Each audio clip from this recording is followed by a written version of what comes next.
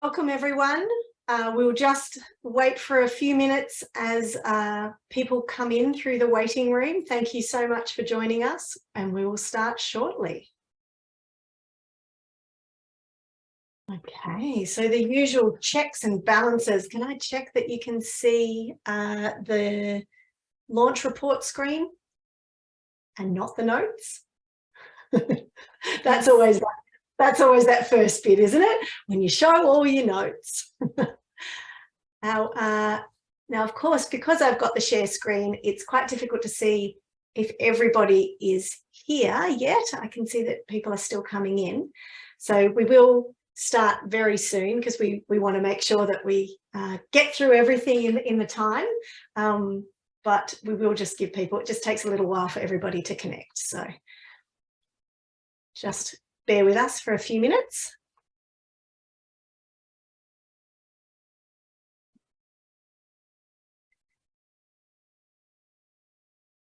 For those of you joining us, if you wish to have your camera on, that is always nice, but we understand that not everybody wants to be on. We will have the recording only on the active speakers, so we won't be recording your image, except for maybe later on we might do a screenshot, but we'll warn you well in advance of that. So if you would like to turn your cameras on, please do so. It's always nice to actually be able to see each other.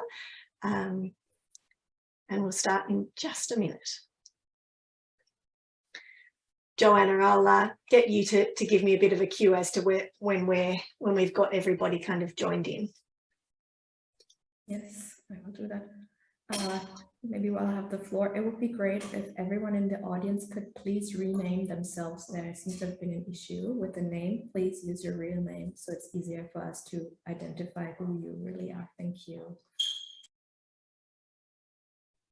Yes, and if you'd like to, as you're renaming yourself, feel free to put perhaps where you're connecting from today or the country that you typically identify with. This is a global event, and that means we're crossing lots of time zones. You can't see because of my virtual background, but here in Australia it's 10 p.m.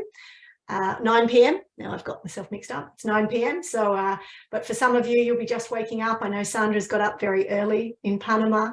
So yeah, feel free to rename yourself with something that tells us where you're connecting from.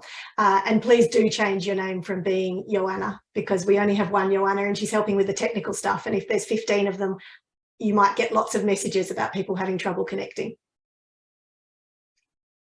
So I can still see a few Joanna's, but Anna Maria is back to being Anna Maria. Lovely to see you. Not sure what's happened there, Joanna, but there are a lot of you.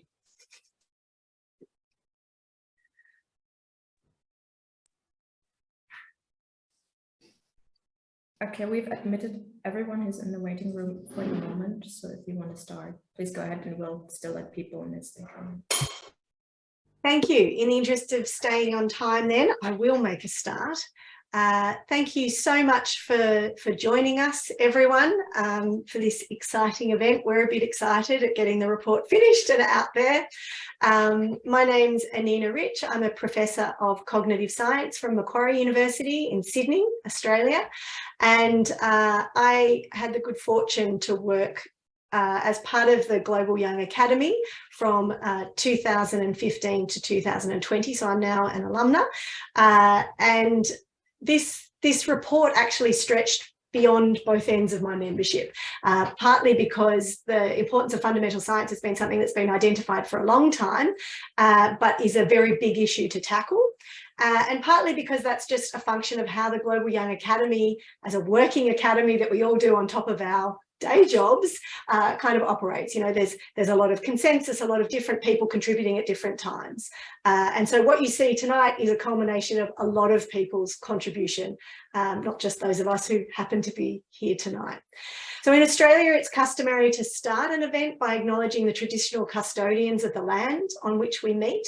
So tonight I would like to acknowledge that I'm on the land of the Gadigal Nation, and I would like to pay my respects to elders and custodial knowledge holders, past, present and emerging. I extend that respect to any Aboriginal and Torres Strait Islander people here and to all First Nations peoples who are present. I think it's really important to take note of the land and the country on which we're on. I welcome all of you here. Good morning, good afternoon, good evening, perhaps 9 p.m. It's kind of good night for those of us in Australia. Welcome to Global Young Academy members who are joining us, alumni, supporters, and also a number of external guests. I'm delighted to see that we have representatives from the Chief Scientist Office in Australia, many different national academies and national young academy members are joining us from all over the world. So it was very exciting to see that on the registration list, and we look forward to hearing your contributions in the latter part of the event today. So thank you all for joining us. So here's how it's going to run today. I'm going to start by just briefly introducing the GYA and the report topic, and then I'm going to pass over to my colleagues Aded and Binyam to present some of the main findings and the recommendations of the report. We're then absolutely delighted that co-founder of the GYA and one of the first co-chairs, Professor Gregory Bass, can join us to tell us about his amazing unboiling the egg, and very famous unboiling the egg scenario. But really it's an illustration of why curiosity-driven research matters. So I'll introduce you a bit more later on, Greg, but we're really happy that you could be with us tonight. Today, sorry, time zone-ist.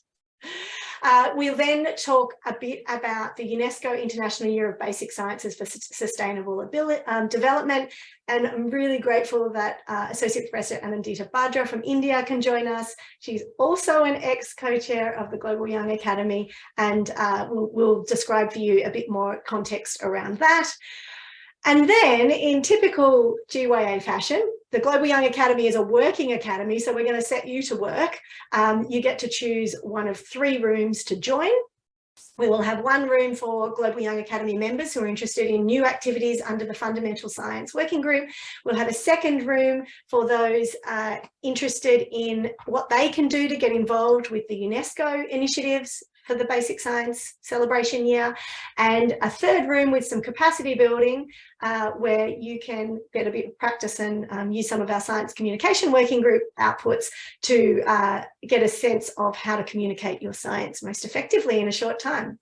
We'll then come back for some brief, again in the good GYA fashion, some reflection before we close in an hour and a half's time. As they like to say in the Science Leadership Program workshops that the GYA has been very involved with, suffering is optional. Should you need to take a bathroom break or grab a cup of tea, please just do so. You do not need to suffer in silence.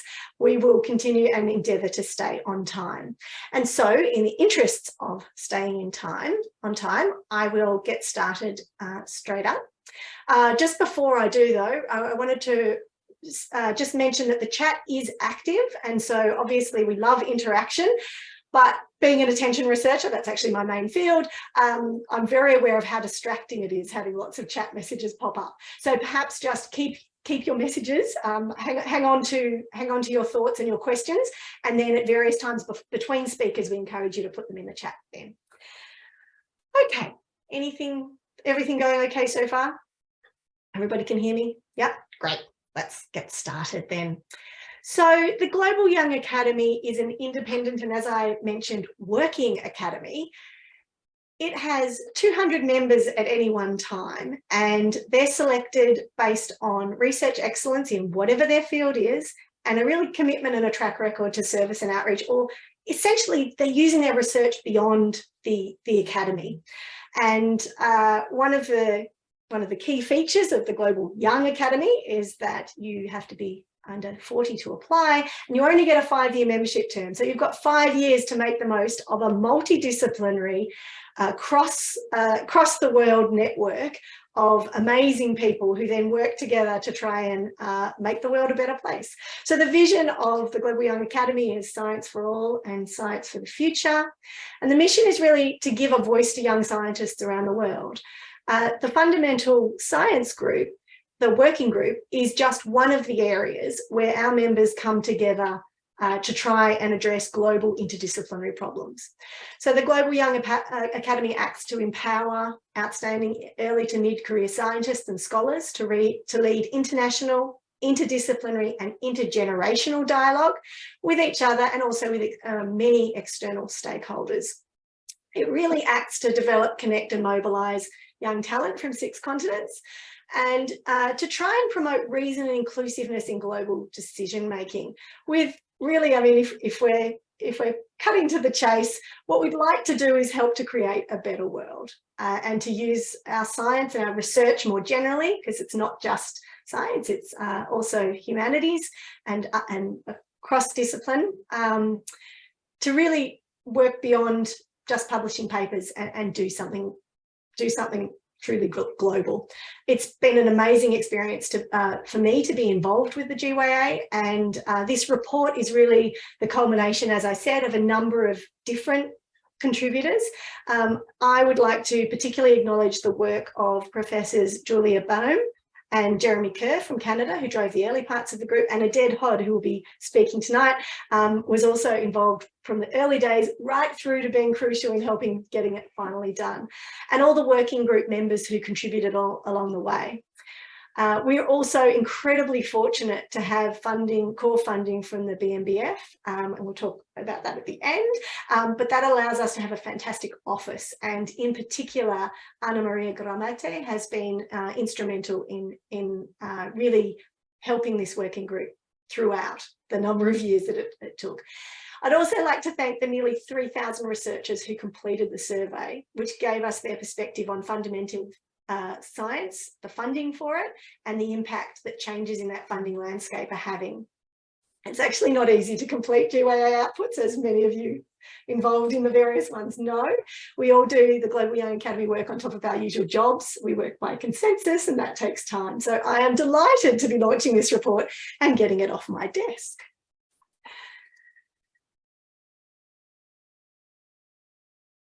Sorry, I'm just checking the chat. You can see that's the concept of the distraction. Okay, so my job tonight is just to set you up. It's setting the scene for the report, and we'll start by some important definitions. Essentially, fundamental research is a study that's in the pursuit of knowledge and understanding of humanity or the natural world that's executed without consideration of an end product, and instead asks questions such as how and why proteins fold and make complex shapes that affect chemical reactions in living organisms, or how our brains work. Fundamental research is often also referred to as basic research, blue sky research, or curiosity-driven research. And we can distinguish basic research from more use-inspired research that strives to understand phenomena and processes that really are required to address long-term societal challenges. So, for example, that might be research into chemical interactions that's inspired by the challenges of unclean water.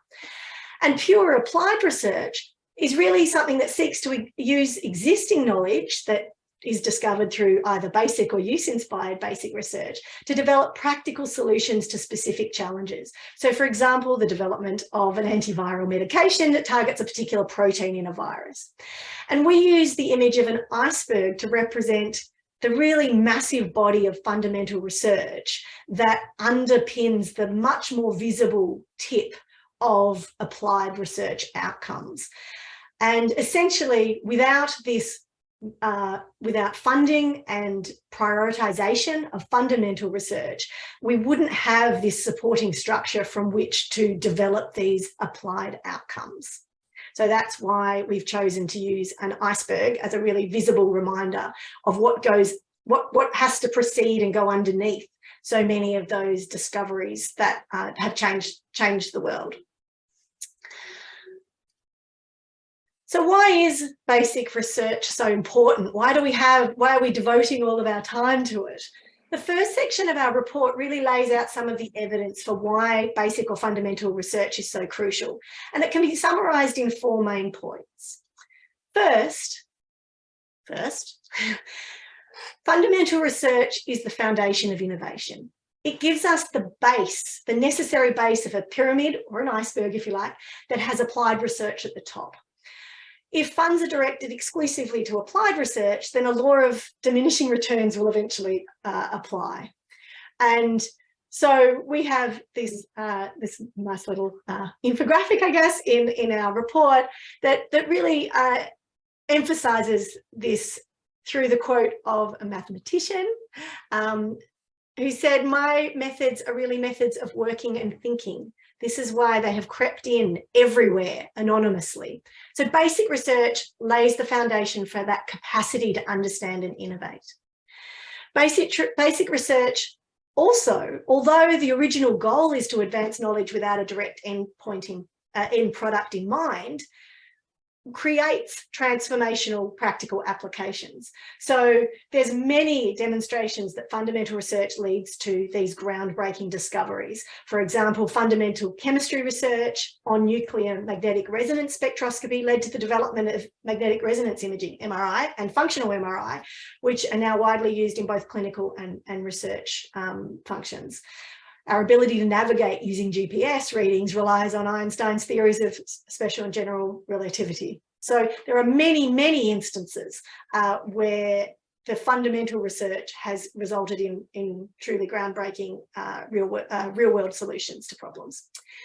Third, we don't want to forget curiosity. Curiosity is crucial for innovation, and fundamental research plays a really big role in inspiring our next generation to engage in critical, creative, and innovative thinking. And finally, we need fundamental research to increase our understanding of the universe and our place within it. So the many innovations that you will see listed in the report and that I think we can use in really promoting the importance of fundamental science are based on findings that were motivated by pure curiosity. They demonstrate the importance of satisfying this basic human need for knowledge. And I'll end my little section with a quote that says, "To equate the useful with the applied is to display the same level of understanding as the child who thinks that the hands are the most important parts of a watch because they are the ones that tell the time." We don't want to make that same mistake. I now will pass over to my colleague, Binyam, are you there, to talk about our survey and the main findings. Passing over to you. Thank you so much, Anina. Thank you very much. So basically, the details, of the reports are found in the report, but we just want to highlight in the following few minutes the main sort of findings, just to invite a discussion and to open conversations about these issues. We conducted an online survey measuring researchers' perceptions of funding trends in the country where they work and their outlook on the research funding landscape for fundamental and applied research. The survey was open to researchers from all disciplines across the natural sciences, social sciences, humanities, engineering, medicine, as well as of all career stages, with the assumption that participants had to have some experience in applying for research funding, which usually meant that they were at least at the postdoctoral stage of their career. So we reached out to 2,918 researchers from 64 different countries, 33 countries in low and middle income country, and 31 considered as high income countries completed the survey. There is obviously high representation of respondents from high income countries in the survey, in particular from Canada and Australia, with each of the countries having 350 participants. Yet we have made an effort to be as global as possible. For example, in the survey, we have close to 14% of the respondents came from researchers from low and middle income countries, which we consider which are usually silent on the questions of fundamental research. I also would like to note that there was a previous report that was completed on the situation on the case of Canada, because there were 1,300, almost 1,300 respondents from Canada, which came out as a separate report. And coming to the to the findings.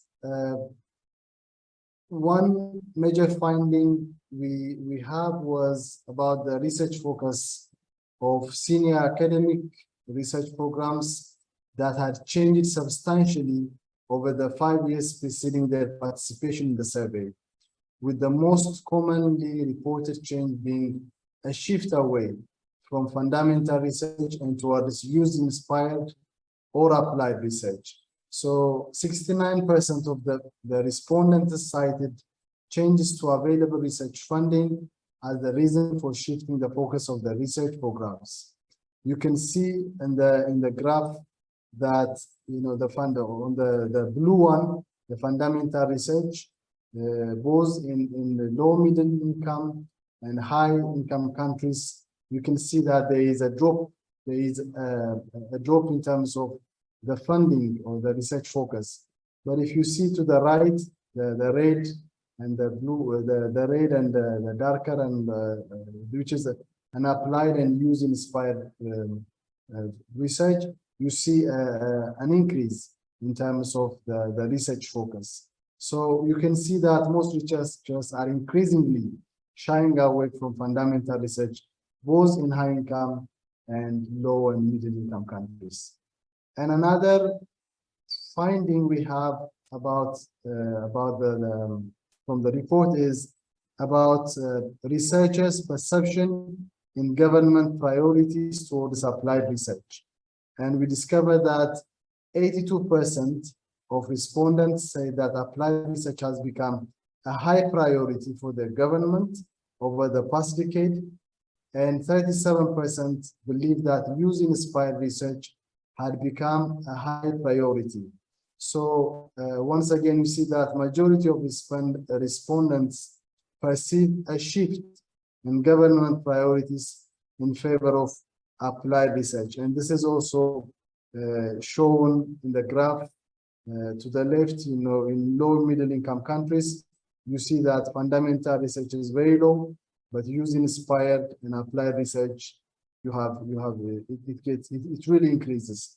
And the same with high income countries, fundamental research still holds a very small space, rather use-inspired and applied, it increases as we move to use-inspired and applied research. And then another question we have asked was about, it revolves around how easy or how difficult it was to get research grants in fundamental and applied research types. We found out that on the one hand, as you can see in the graph, for fundamental research grant applications, 72% of surveyed researchers report that success rate had declined over the decade preceding their participation in the survey. So you can see that both in low income and high income countries, there is a lot of decrease considerably and decrease slightly in terms of the research grants. And the same applies to the opposite applies to applied research, where we see that 47% of the respondents perceived success rates to have increased over that same period. So you see that it has increased considerably, and it comes down as we go to the right side, which is decreased slightly and decreased considerably. And the other point that we have investigated was the points on the perceived value of suggesting practical applications and including external partnerships and their contribution to the success of grant applications. So many of the researchers believe that suggesting practical applications of their research is now much more important than it was in the past. And this can be said that more and more inclusion of practical application requirements and their implication to grant application success indicate an emphasis on use-inspired and applied research. So you can see once again in the graph that the dark dark blue and light blue colors, you can see the differences in both in low middle income and high income countries. And for the following slides, I pass you to my colleague Odette. Thank you very much, Minyan, and thank you, Anina, and thanks all for joining us. It's wonderful to see you here. So let's have a brief peek into the future. Next, we asked our participants, what do they think or what do they predict the changes in funding for fundamental and applied science will be in the 5 years following the survey? As you can clearly see from the diagrams below, on the left and on the right for low income and high income countries respectively. If we focus first on the right, you can see very clearly that the majority of our participants predict that there will be either a slight decrease or considerable decrease in funding for fundamental research. A similar picture also arises for low-income countries, but a bit less severe. If we compare this to the counterpart applied research diagram, you can see a strong left shift towards the increase. You can see that people believe that in the 5 years following the survey, funding for applied science will either increase slightly or increase considerably. And from comparing these two, it is one on the expense of the other, as far as we understand from the response of our participants. If we then ask ourselves, what will this do to science? Or how will these predicted trends influence science? We asked our participants about how lack of funding for basic research will discourage new researchers or negatively or affect at all general science capacity in our world. So you can see here, both for low income and high income countries, that our participants believe that with less funding, there will actually be a strong or slight or strong decrease in the willingness or motivation of young scientists to join fundamental science research. Now, we believe, and thanks, that the capacity of any country to compete on the world stage as a scientific powerhouse will greatly diminish if it cannot attract that country's brightest young minds to research careers. Namely, if indeed these predictions will be fulfilled, we will have very strong difficulties, very severe difficulties in actually bringing in young scientists into doing basic science, and this will reduce our capacity to perform not only basic science, but also user-inspired and applied science altogether. So, to conclude what we found in the report, first of all, let us cite George Porter, a Nobel laureate from 1986 in chemistry, if I'm not mistaken. He said that to feed applied science by starving basic science is like economizing on the foundations of a building so that it may be built higher. It is only a matter of time before the whole edifice crumbles naturally. And this is a very nice way to put those things. So, what do we understand from the survey? First of all, researchers are increasingly shying away from fundamental research, citing changes to research funding to be the reason for that. There is a perceived shift of governmental priorities towards applied research and from fundamental or basic or blue sky science. Researchers report it has become harder for them to get fundamental research grants, and it is now actually easier for them to get applied research grants. This is reflected in greater emphasis on practical applications and external partnerships when they write their grant applications. Our participants predicted future reductions in funding for fundamental research in the context of increases for applied research. And they believe that this will reduce innovation and discourage new researchers from engaging in basic science, thus negatively affecting science capacity as a whole. So what do we suggest? The recommendations that we made in the report are the following. First of all, we all, as scientists, or as people who are interested in basic science, need to increase awareness of the importance of fundamental research for future innovation. Actually, UNESCO has already realized this and recognized this in the International Year of Basic Science for Sustainable Development, which 2022 was actually devoted to. We need also to build capacity for science communication, and this is part of the last section of this whole event, where one of the working groups will be for capacity building for science communication, because without communicating science, we cannot convince anyone to actually fund fundamental science. We need to ensure science advice to policymakers and governments, and we need to make that it includes input from us, from early to mid-career researchers, those who actually suffer the most from those changes or perceived changes in trends. Now, GYAs, so the Global Young Academy and National Young Academies, are definitely available for consultation for that, but every single one of us can make a change. We need to reflect the value of fundamental science in policy and funding decisions, and this is again comes to communicating science and communicating the importance of fundamental science to those decision makers, both at universities and in the governments. We do call for funding agencies and for governments to provide specific funding programs to support fundamental research collaborations between researchers from high-income and low-income countries. This recognizes that investment in fundamental science pays off in the long run, but is very expensive. So not always can low to middle income countries invest in it, and therefore such collaboration may actually encourage them to do so. This will also ensure open, equitable access to the outcomes and ethical collaborations of these endeavors. Definitely open access will allow everyone to enjoy these findings.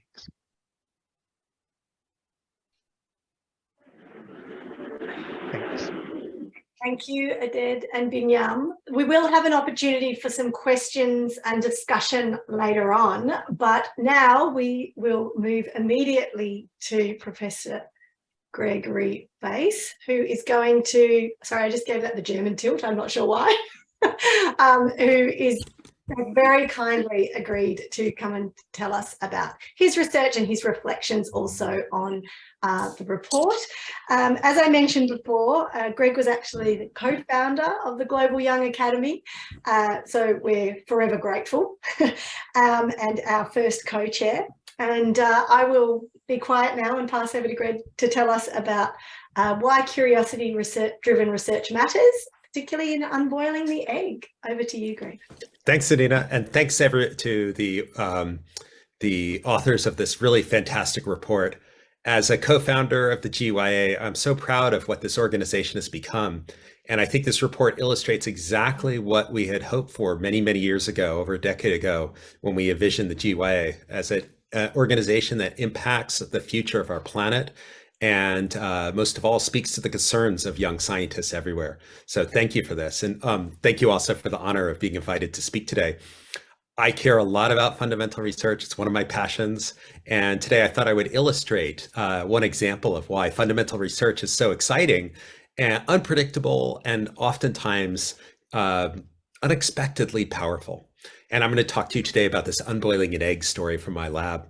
Now, before I get too far into this, I should mention that I co-founded a company based upon this technology, which starts to illustrate where this is going in terms of applied research.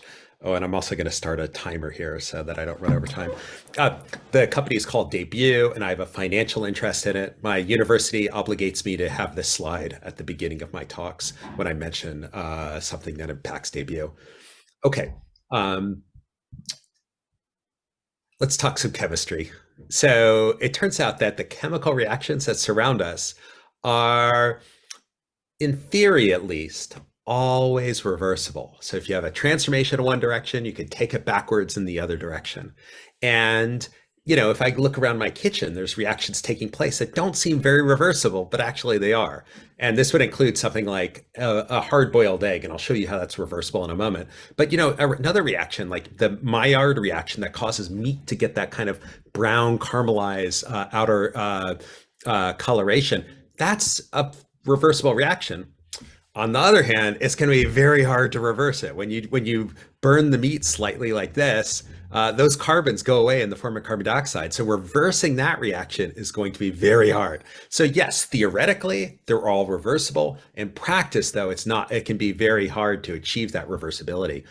And my research today is going to show you that we can achieve that reversibility for the case of eggs, okay?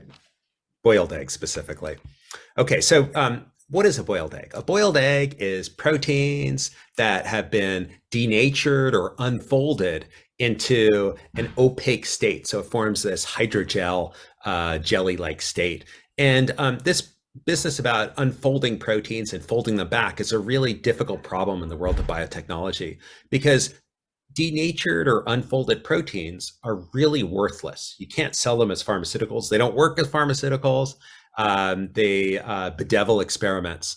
So normally proteins have this beautiful structure. To me, this looks like a flower waiting for a molecule to bind to it. But when it becomes unfolded, it turns into this gloppy white mass you see in egg white. So I knew that this was an important problem from the outset. The way that my colleague, Colin Raston of Flinders University and I wanted to solve this was the following. I was visiting him in Australia, and he was telling me about this crazy machine that he invented called the Vortex Fluidic device that's depicted here. And this Vortex Fluidic device puts mechanical energy into aqueous solutions, into water solutions. And I wondered, Colin, why don't we try this with proteins? Why don't we try this with biological objects? And he said, it's never been done. Let's give it a try. But, our goal was basically something very fundamental. What happens to biological things when they encounter mechanical energy? Can we use that to do an important transformation? And the transformation I envisioned was actually helping us refold proteins, because I knew that this business about unfolded proteins is an important one. But at the time, it's just very fundamental, what will happen to these objects when they're put in the presence of mechanical energy? Anyway, long story short, this turned out to work. I brought this back to my laboratory, told the graduate student, Tom Yuan, about this. And within days, he was getting this to work and showing that we could refold lots of different proteins, including lysozyme found in egg white. Okay, so I'm going to show you a little video to illustrate that this happens. And in this video, we have egg whites that have been separated by Tom, and here they're boiled at some high temperature for 10 minutes. And we put them in urea to denature them. So now they're all untangled. Here they are in the Vortex Fluidic device. Mechanical energy is being put in. And then here's that solution with the refolded protein now getting cooked again.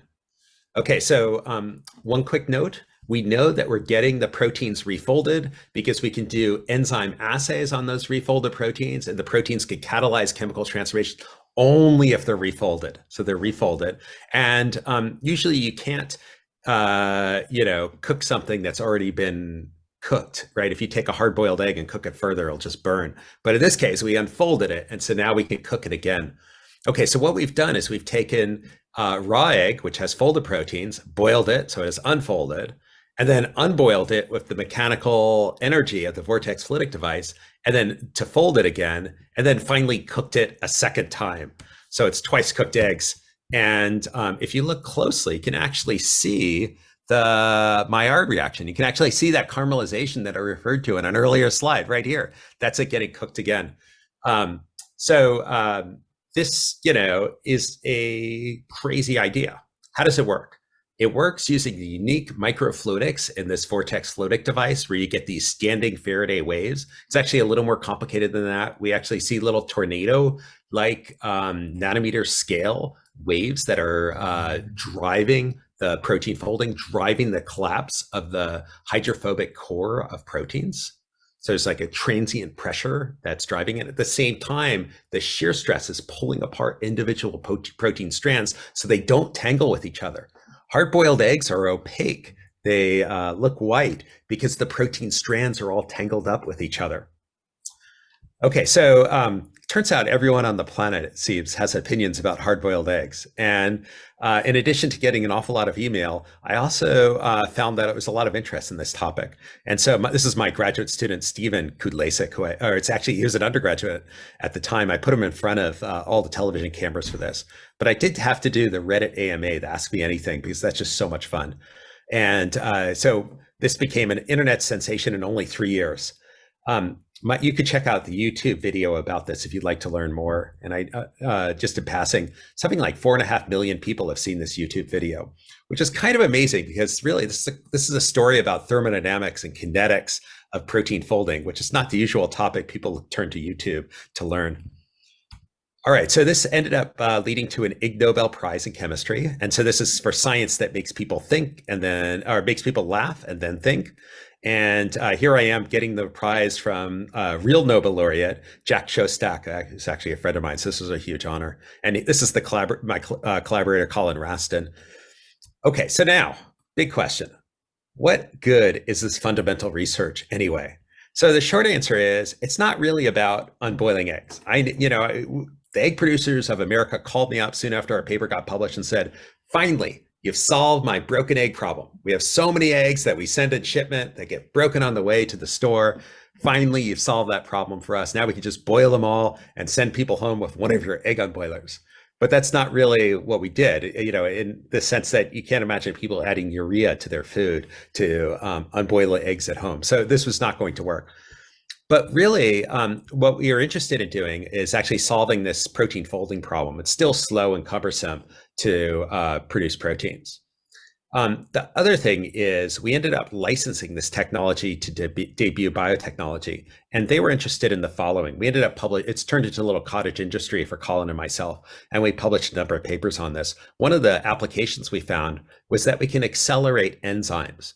So on the x-axis, this is the rotation speed in RPMs that we're spinning this. This controls the complicated vortex fluidics that I alluded to. And then on the y-axis, this is the acceleration in the catalysis by this enzyme.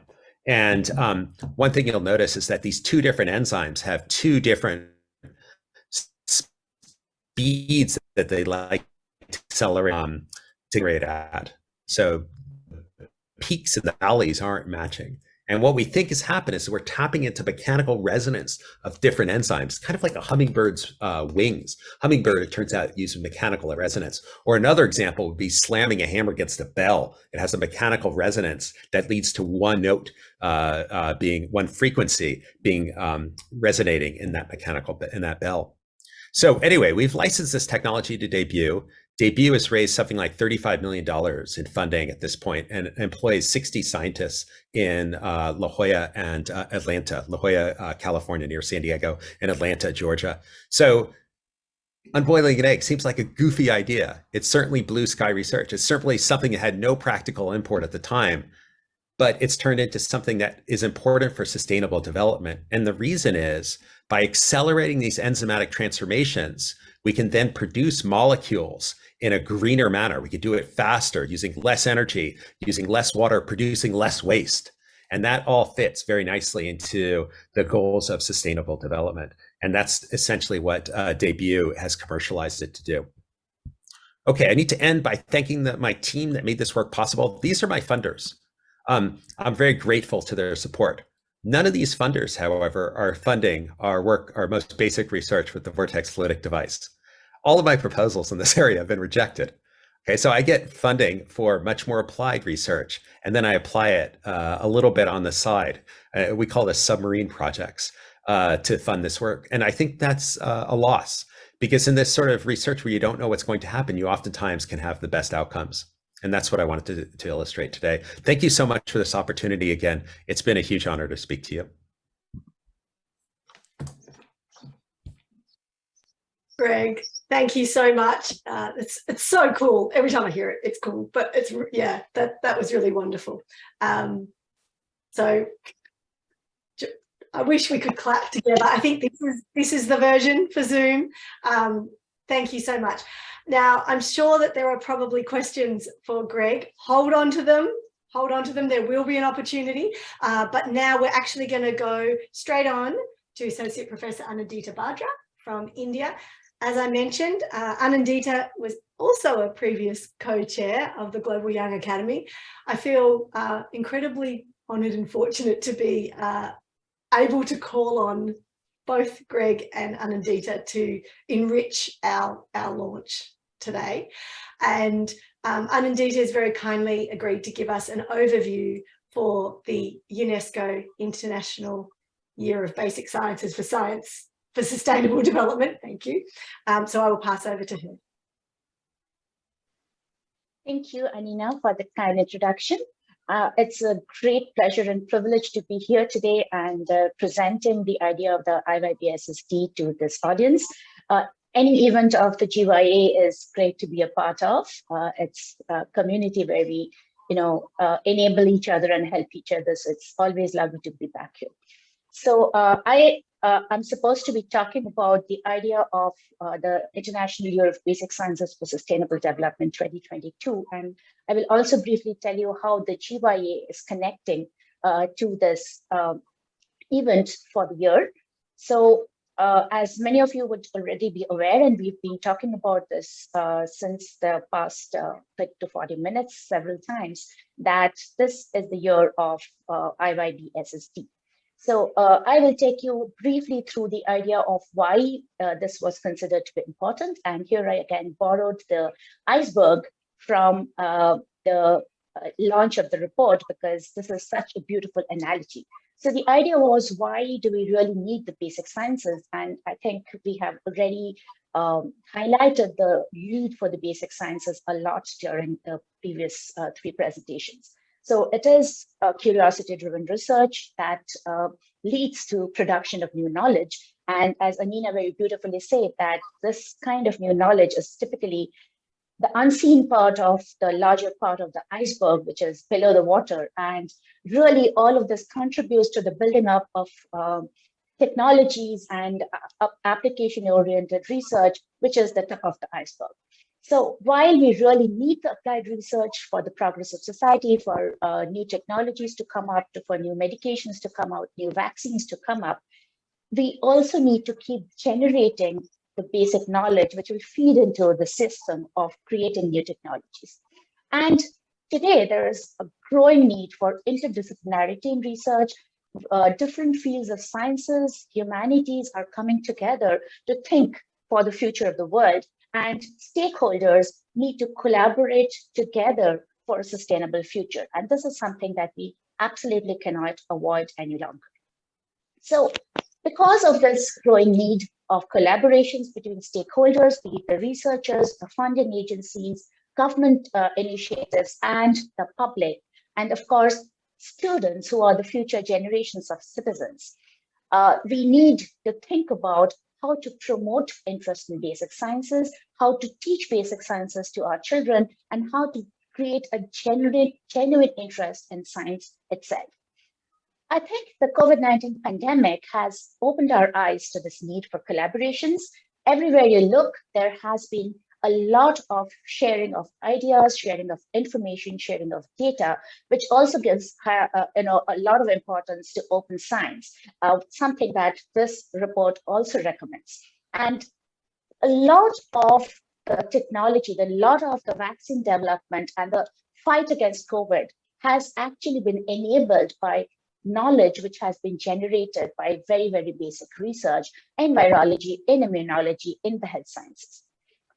Today, the world is facing a lot of crises at the same time. There is climate change, which we are experiencing every day.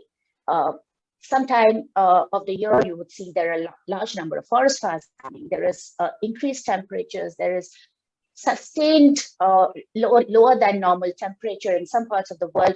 Sea levels rising. All of these are issues that we are facing as a population across the world today. To add to that is the crisis of war, conflict across borders, diseases, a lot of food insecurity, a lot of scarcity of potable water. All of these are issues that the Sustainable Development Goals of the United Nations 2030 are trying to address, but we really haven't made enough progress. And COVID-19 has actually taken us backwards in the progress towards achieving the UN Sustainable Development Goals.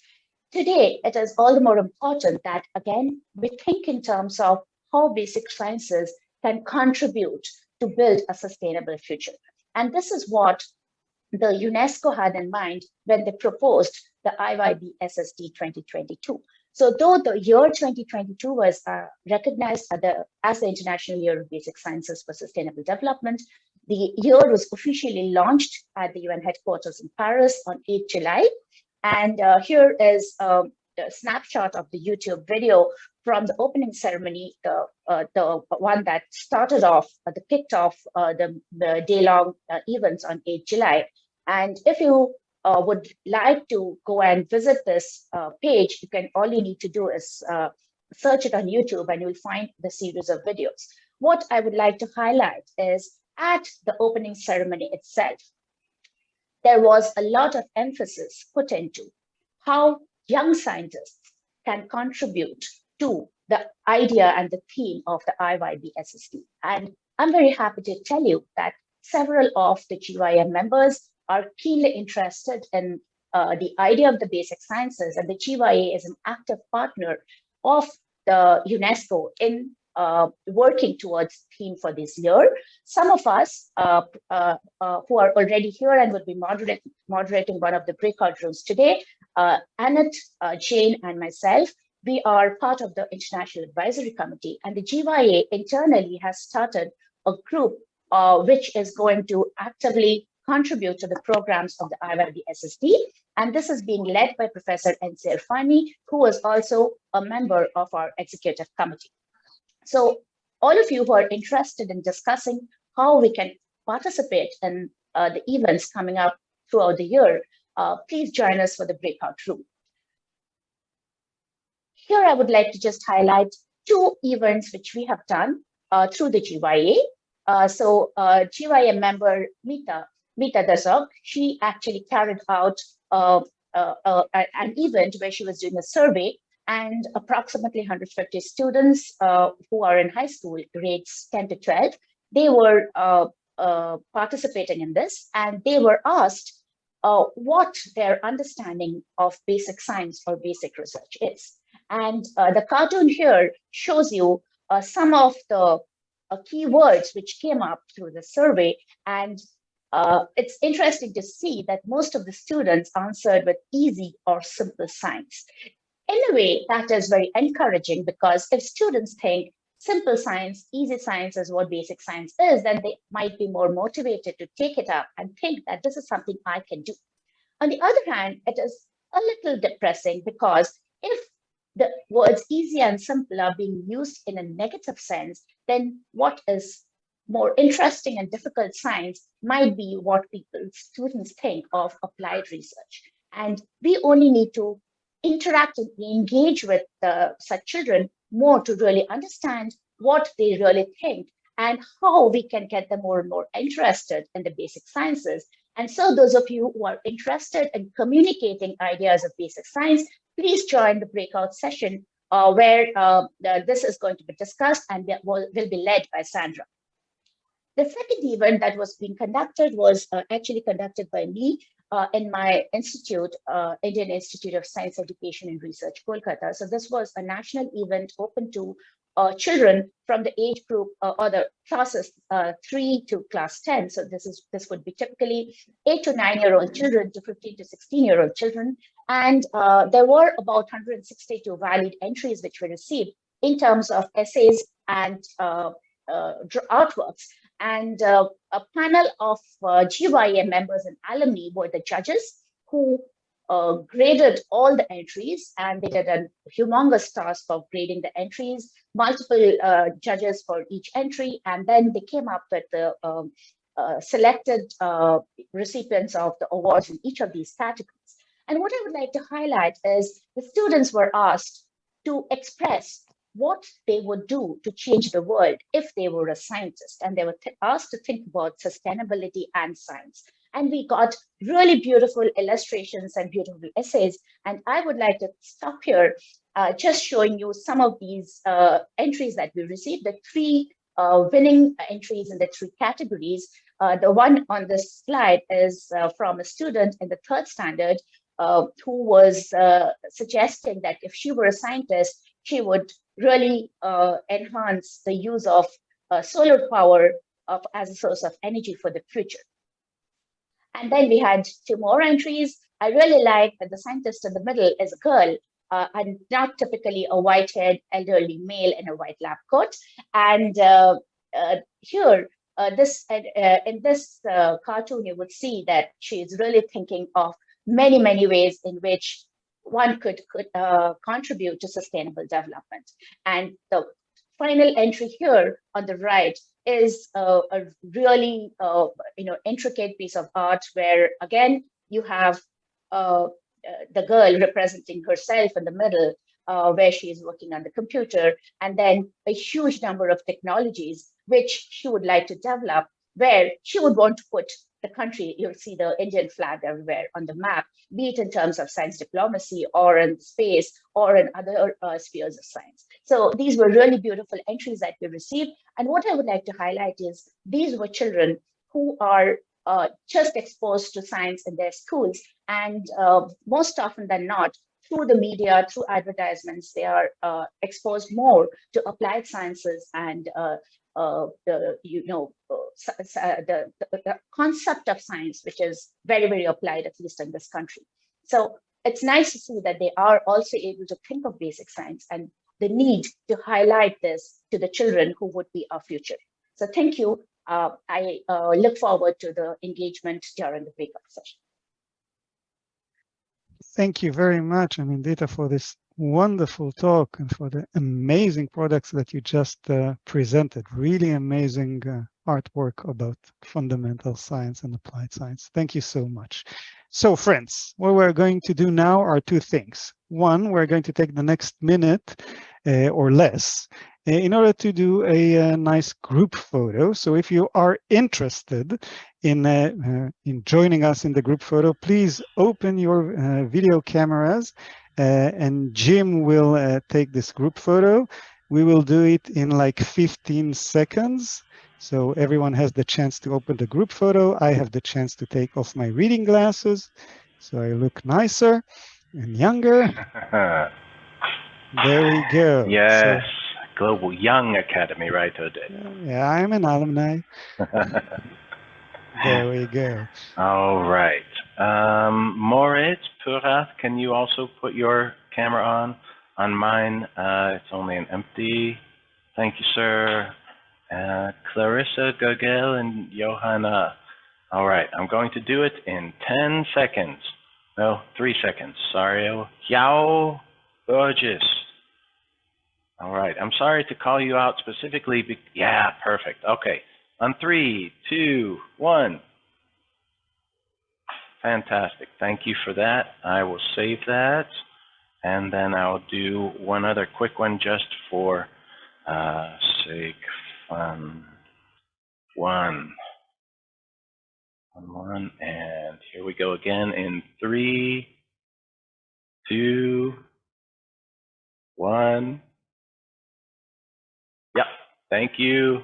Excellent, thank you very much. Next, we're going to have finally a short questions and answers session. For this, you can just raise your hands. If you look at the bottom of your screen and you press the reactions button at the bottom of the reactions button tab, you will have raise hands. You can press raise hand and then we will see that you have a question. It will be best if you do it this way. Alternatively, if you would like to put them in the chat, it is possible, but we prefer raising your hands. So friends, this is your chance to ask Greg or Anindita or any of us any question regarding the report. That's okay, we're fine with this, Sarah. We will try to add you via Photoshop.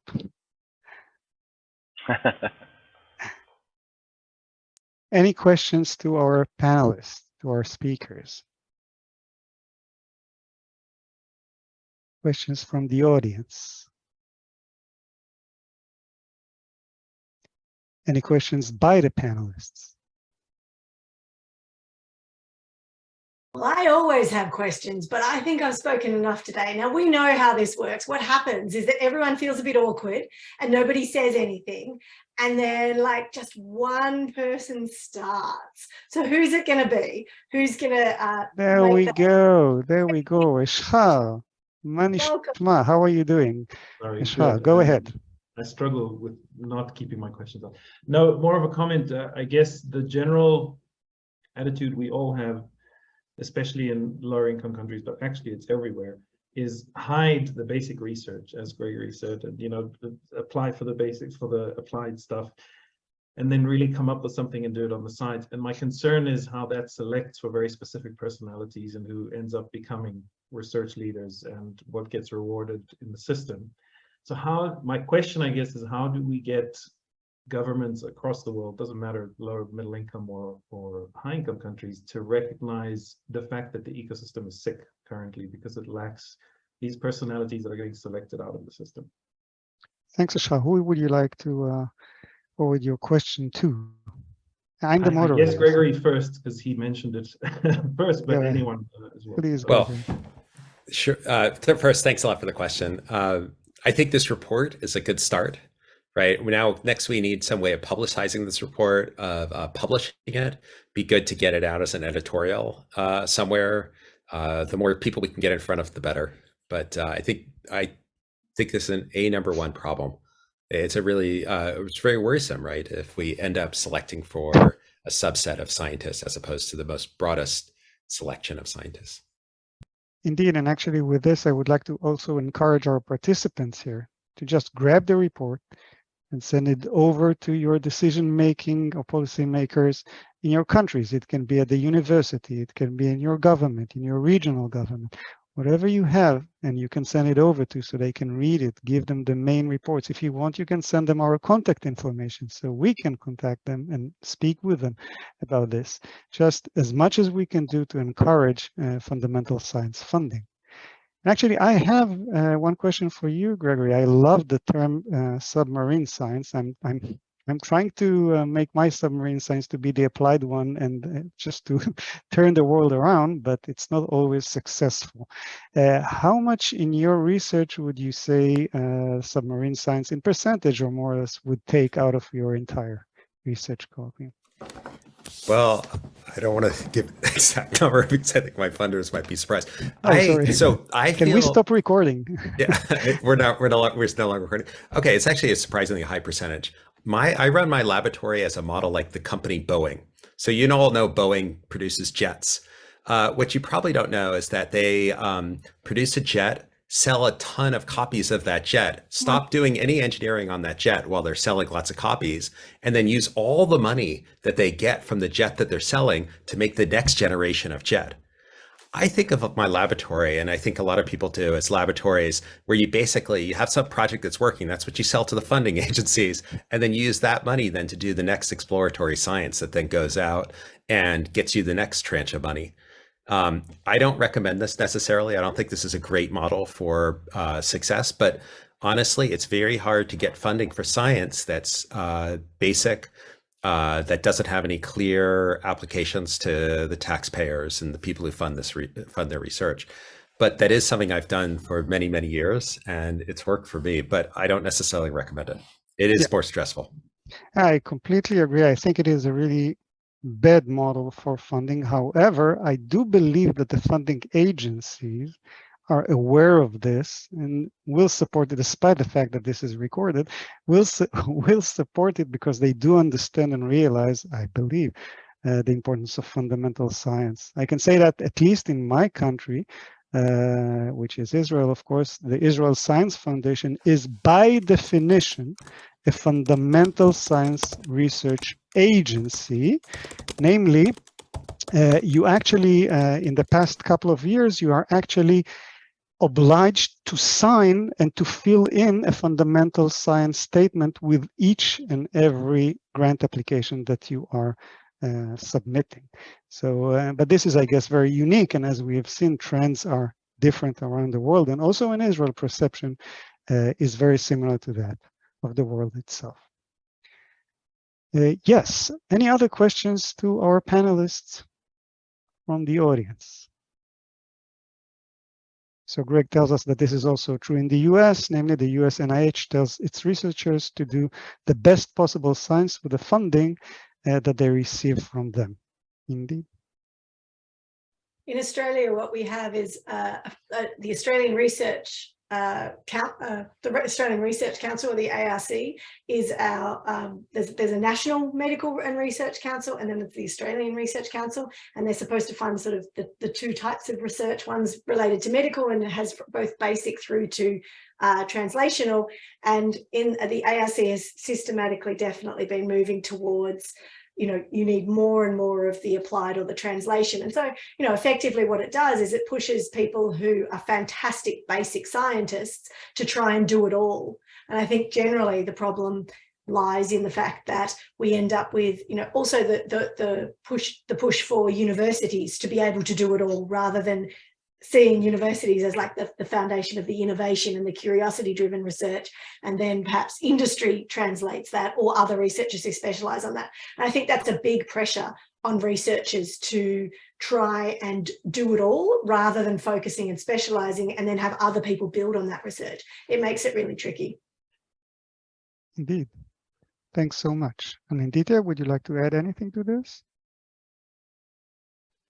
Well, in India, we are going more and more towards the government putting in big money in applied research, where they are, you know, you have to have technology transfer as the goal of the research project, rather than, you know, blue skies research. And less and less funding is going into blue skies research. And even when we are sitting in committees, we are supposed to judge proposals based on their, you know, credibility and the credentials of the applicant. But then there is this underlying hint that if there is an application, then this is considered to be better than if it's simple basic science. So there is a big push. And in India, we have this thing called Make in India, which has been launched by the current government. So everything has to be made in India. And the idea is that scientists have to come up with things which can be made here.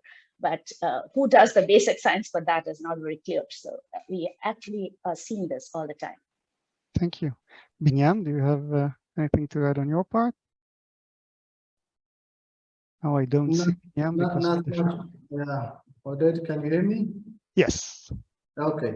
I just want rather than I just want to ask Anindita, in terms of the focus, you know, from basic science to applied and science, you know, so much has happened already, and fundamental science is really lagging behind in terms of getting the attention of policymakers, government. And I was just wanted to ask Anindita, you know, it's one thing to have a year dedicated by UNESCO to International Year of Basic Sciences, but you know, something like a decade or would have been more useful and sort of would have a meaningful contribution, you know, in really balancing the imbalance that was created. So I was just wondering, any thoughts on how this you know, this emphasizing could continue in the coming years? So one of the discussions which has happened in the advisory committee is that this is only the starting point. And with more increase in awareness, the idea is that this will push towards more fundamental research. But again, what I am worried about is it is always the scientists who are talking about this, and the policymakers don't get involved in this discussion. So how this is going to eventually influence policy is something that we have to see if it happens in the long run. But then in a way that, you know, it coming from UNESCO has a bigger value than we speaking about it as individuals. But yes, I completely agree. A decade would have been much better than a year, but at least this is the first step. And I think, you know, we scientists should push to have maybe a decade recognized for fundamental sciences in the future. Thank you very much. Thank you very much, Binyam, for this nice idea. For the sake of keeping time, I will give the stage back to Anina, please. Thank you, Aded. Thank you, everybody. Staying, now it's your turn. This will be an opportunity to connect with each other, to come up with some new ideas, to get a sense of if you're not in the GYA or haven't been in the GYA, this is your opportunity to get a flavour for some of the ways that we work. You have the opportunity to choose one of 3 breakout rooms. It's wonderful if you are able to put your camera on, particularly within the breakout rooms for the discussions. So just a heads up that would be useful. So in breakout room 1, moderated by Saeed, we've got for GYA members, where do you see the fundamentals science working group going now? What do you want to do? In breakout room 2, we have Anandita, Jane and Annette, who will be talking about the UNESCO initiatives and how you could be involved. And in breakout number 3, we will do some capacity building with Sandra for using some of the outputs from the Science Communication Working Group of the GYA, and you get to workshop and practice how you can best communicate the importance of basic science. So you will get an invitation right now, perhaps, Joanna, to join one of those working groups, one of those working rooms, I guess, and have 15 minutes to generate your best. We'll then come back together just for a brief reflection before we close. So I'm hoping that any minute now you will get an invitation to join a breakout room.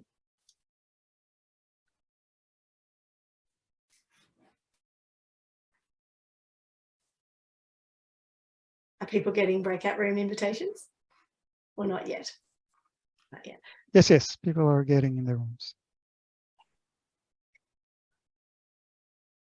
Thank you for joining us, Clarissa.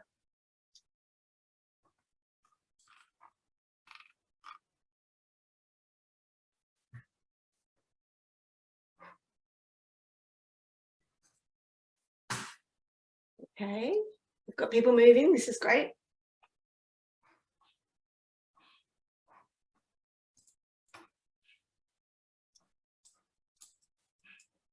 Okay, Saeed, have you not been able to join your breakout room? No. They need you. Yeah. So I can't see the link. So I might just be able to assign you. Let me have a look at that. If you can't see it, you need to click on more conference rooms and then you will see them. Yeah. And then you can click on join and then you should join the one that, okay. Yeah. Okay. Martin, which one did you want to go to? I can do it manually. Yeah. Anyone else got a choice and they haven't been able to select it yet? Yes. Can I go yes. to? I would like to go to room 3, please. Who's that speaking? Sorry. Valerie. Valerie, let me put you. Oh, I have to find you, sorry. Sorry, which room did you want? 3, room 3. Room 3, okay. That should have gone through, okay. Amajo, where did you want to go? I'm sorry if I've mispronounced your name. Number 2, please. Off you go. Hi, Wabu. I'm still here. So it should have given, it says not joined, so you should have given you got the invitation. Eva, where did you want to go?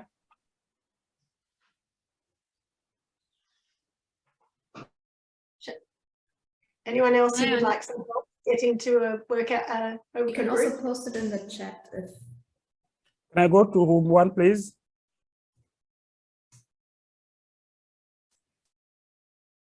Okay. Alina. Yes. Hang on a sec. Magetta to room 1. Yep. Yeah. Me. Yeah. Sorry, someone said Anina, but I don't know who. Yes, it's me, Shamsun. Anina, can you add? Yes, good. How are you doing? Good. Where would you like to go? Room number 3. 3. Off you go. Yeah.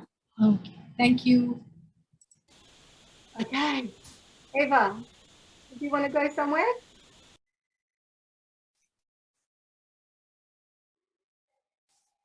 Eva, did you want to go somewhere? Okay. So I think, is the recording still on? If not, we might...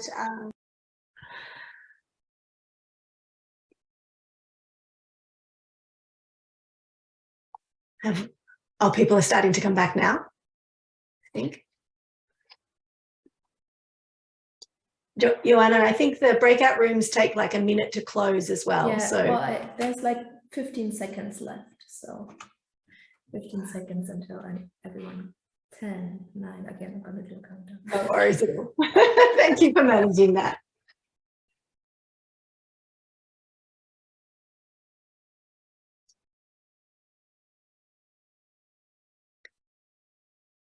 Okay, everyone should be back now.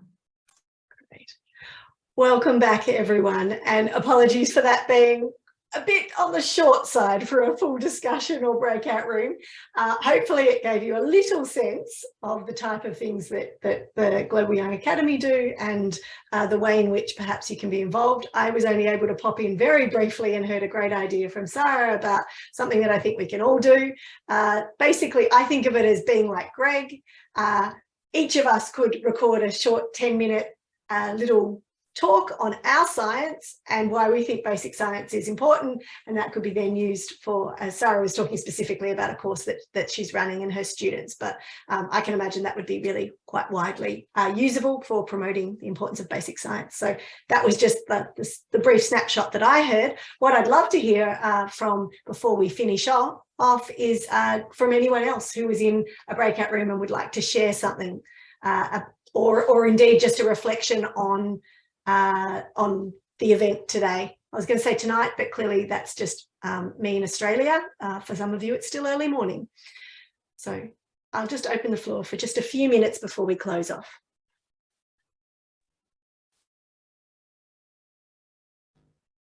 Yeah, sorry, Beata. It was a very short breakout. It's always a compensation between, we wanted to finish on time. We recognise that everybody's got places to be. So having said that, Joanna said we can leave the room open past the half hour.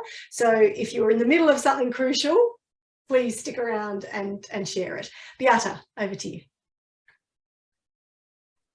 I just wanted to share one observation, which I'm seeing increasingly, but only in Germany, but might be a trend in other countries and as well. If I'm invited to science events of organizations, there is a lot of national perspective in it. Looking at science as an engine for the national economy and also competing with others. And I was wondering, because basic science, well, it's always about applied science, certainly, and you tend, and I think what Anindita and others said, the public events on science and technology are on applied sciences mainly. But I was just wondering what the basic science and also can set against it, and also on the global and international perspective. I always hate these settings, science used as a means of national economic competition, but for many participants it seems quite natural to think about science like this. Sorry, not very very positive, but that's an observation I made lately. Thanks, Beata, for sharing that perspective. I'm sorry, I might mispronounce your name. Is it Magette? Yes, this is Magat from Senegal. Magat. Yes, Magat is the same. I'm chairing the National Young Academy of Senegal. Senegal is West African countries. Just during our break session, it was very short. I was trying to share my view regarding what is the perception we have here in West Africa, globally in Senegal, regarding basic and applied science. Clearly, here in our National Young Academy, we have did a brief work on this but it come out in our conclusion that the government is advocating for applied science, and most funding coming from the government, they promote applied science. They did not really fund basic science, saying that basic science is quite expensive. It comes also at the levels of university where I am. At the level of the university, there is some funding also give to researchers, but all this funding, if you look at it deeply, they are promoting applied science also. No really basic science are funding. We really need to see why African country, particularly West African country, has focusing on applied science instead of basic science. So COVID-19 give us a lesson. It gives a very good lesson that basic science are very important. We need really to advocate on that for the decision making. Otherwise, what will happen in the near future, people will leave really basic science to focus on applied science, and applied science is a result of basic science. So this is what I want to share. At the level of the high authority, Unesco, Global Young Academy, we really need to advocate, very good advocate regarding decision making, saying that basic science might be funding is very important. Some talented scientists may receive some funding for basic science in order to promote applied science. This is over. Thank you. Yeah, thank you very much for that perspective. And I think, you know, it's certainly something that when we were looking at the results of the report and when we're writing it, is very aware of, you know, the need to really balance what both high-income countries are doing, but also low and middle-income countries, to ensure that we really share the wealth.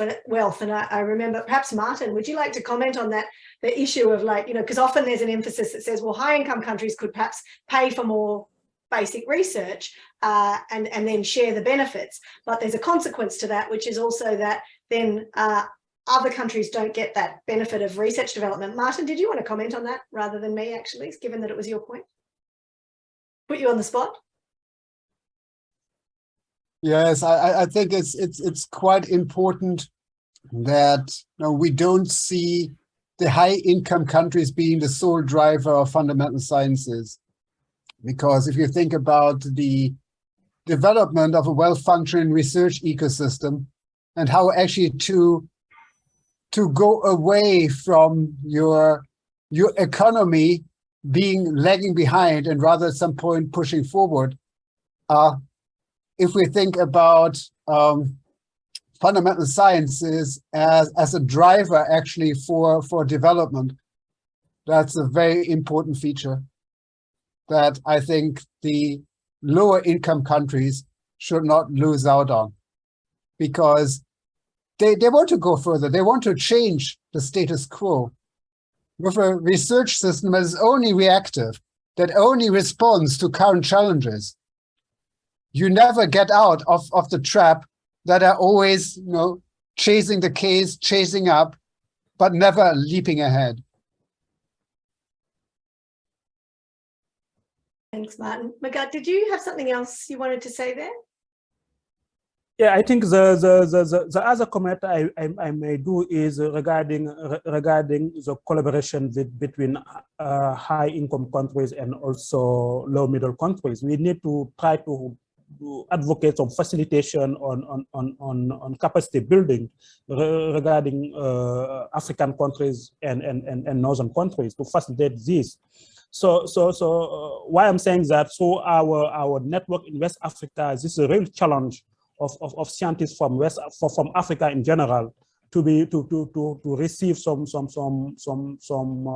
equipment or some good laboratory on doing basic science. They need to go abroad, and for this, if you are not lucky to have to set up your own collaboration, it will be difficult for other scientists. So that means some international organization need to facilitate this communication between the north and so also between the south. I don't know if you get my point. Yeah, I think collaboration and also an understanding that there's mutual learning, right? It's not all. It's certainly not a one-way street. That the benefit that can come from global collaboration is it can't be underestimated. I see Sandra has her hand up. Sandra. Hello. Yes, I had two things that I was, one, it would be to follow Beate. I don't know, at least in my country, I'm seeing a really, really change in the main and only funding agency, that everything they go on innovation in a way that it can be for profit, for selling things. So I think we're losing really the importance of what is, you know, basic science or for use science.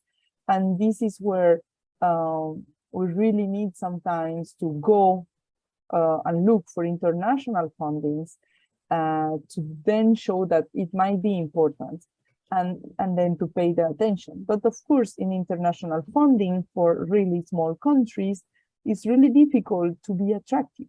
So we have seen that if we do not ask people to interact with low-income countries or with countries that have a short science history, they won't do it.